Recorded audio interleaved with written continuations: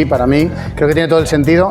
La parte más importante y más complicada, creo, cuando emprendemos, y a veces no le damos la importancia que tiene, es la importancia que tienen los compañeros de viaje.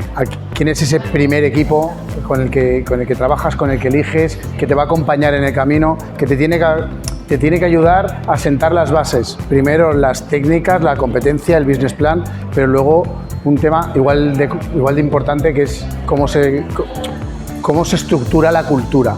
Y la cultura nace de los primeros integrantes, de esos co-founders y esa gente que te acompaña.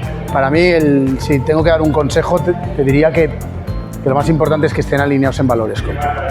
Si están alineados en valores contigo, al final, cuando vengan mal dadas, vais a ver las cosas de una manera parecida, y cuando vengan bien dadas también sabrás ejecutar esos recursos de una manera parecida.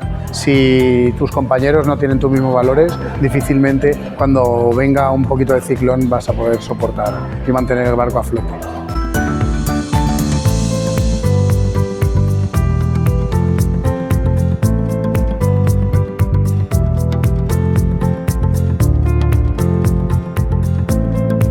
Nel es una startup que lo que hacemos es monitorizamos el aparato locomotor gracias a sensores inteligentes y inteligencia artificial.